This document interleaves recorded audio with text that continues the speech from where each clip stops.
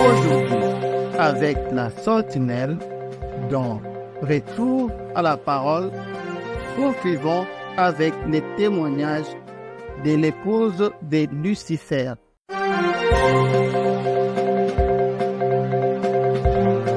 Télé-sentinelle. Shalom. Sauvée par les gants, Séverine, l'ancienne épouse du Satan, raconte comment Jésus l'a délivrée. Nous vous invitons à suivre le 3e épisode de son témoignage.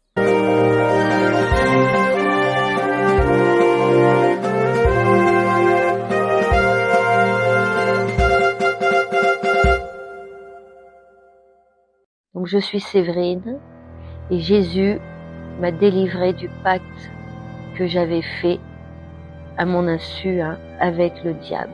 Jésus m'a délivrée. Aujourd'hui, Jésus, c'est mon sauveur et mon Seigneur.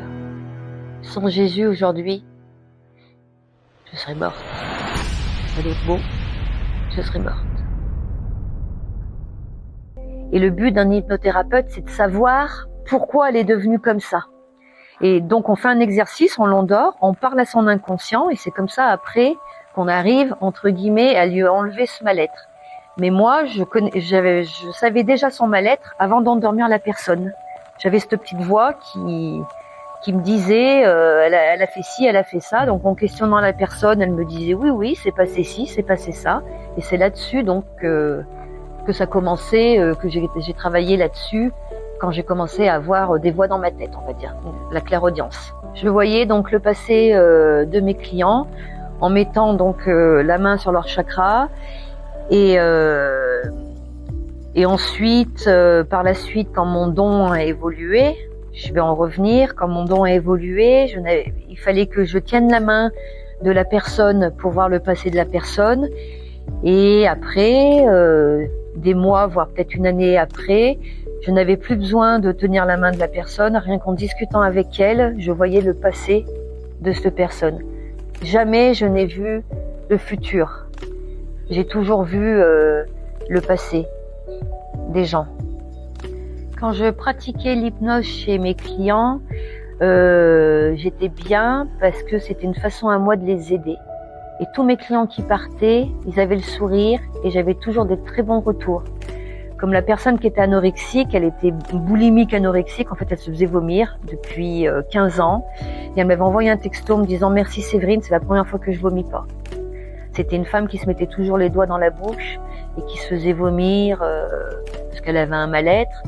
Et le fait de lui avoir fait cette hypnose, elle avait plus mal-être. Donc en fait, tout après s'est enclenché très vite. Un jour, j'ai rencontré une dame qui, je pense, était... elle était pas bien claire, on va dire, dans sa tête. Elle était... je pense qu'elle était possédée, cette personne. Parce que notre prof, il nous avait dit, attention, ne jamais travailler sur un schizophrène. Puisque le schizophrène, il faut savoir que la schizophrénie, ce n'est pas une maladie, c'est des esprits qui sont en vous.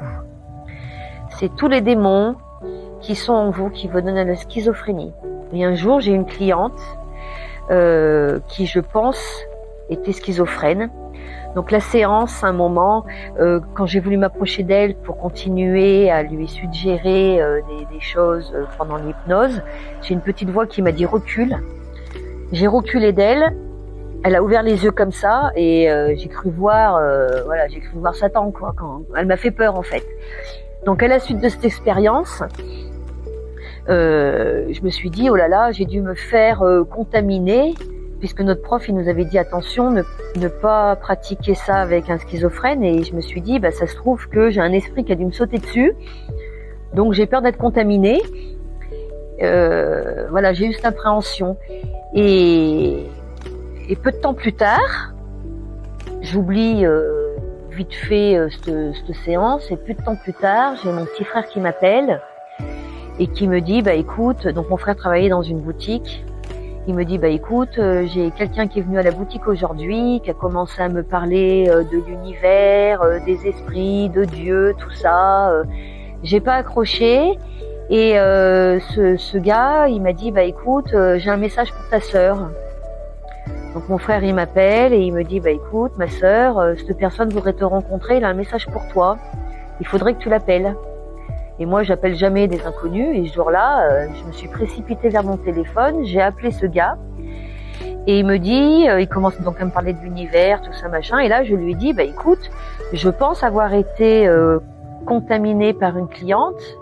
Parce que l'autre jour, quand j'ai fait une séance, j'ai eu une sensation d'avoir récupéré un esprit à elle. Donc, est-ce que tu peux m'aider? Et cette personne m'a dit, viens à la maison, je connais un grand chaman qui pourra t'aider. Et donc, sans savoir qui était ce mec, sans rien savoir, j'ai pris ma voiture, j'ai fait 60 km et je suis allée chez un inconnu qui était assez farfelu, qui était très haut perché, qui a commencé à me parler de plein de choses sur l'univers. Et chez lui, il y avait plein de livres d'ésotérisme.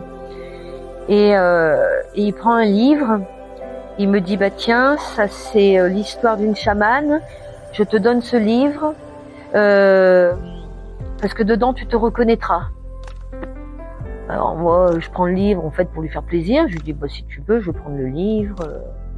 Voilà, et là il me présente un ami à lui, qui est donc chaman, et en me serrant la main, cet homme m'a vu aussi dans le passé, et en fait il m'a vu dans des soi-disant vies antérieures, il m'a vu en indienne, et il me dit écoute, t'étais indienne quand t'étais dans une vie antérieure.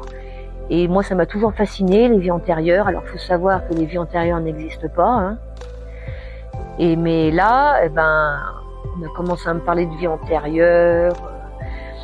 Et cette personne, donc, qui s'appelle Didier, me dit, bah écoute, je vais t'enlever la mauvaise énergie que la personne t'a donnée. Donc, il a fait du magnétisme sur moi. Il a donc imposé ses mains. Il a commencé à me parler de 2-3 trucs. J'étais très fascinée devant lui et je lui dis, bah écoute, ça m'intéresse, tu fais comment pour faire du magnétisme? Et là il me dit, bah écoute, quand tu rentreras chez toi ce soir, tu auras juste besoin de poser la question, qui est ton guide?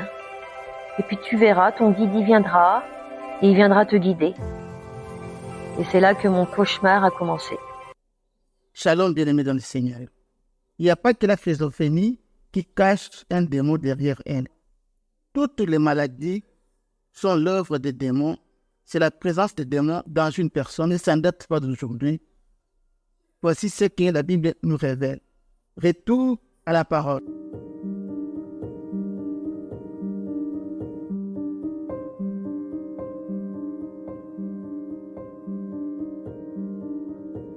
Marc, chapitre 5, versets 12 à 13.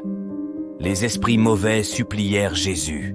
« Envoie-nous dans ces ports pour que nous entrions en eux. » Jésus le leur permit. Ils sortirent donc de l'homme et entrèrent dans les ports. Aussitôt, le troupeau, qui comptait environ 2000 bêtes, s'élança du haut de la pente et se précipita dans le lac où elles se noyèrent. Parole du Seigneur.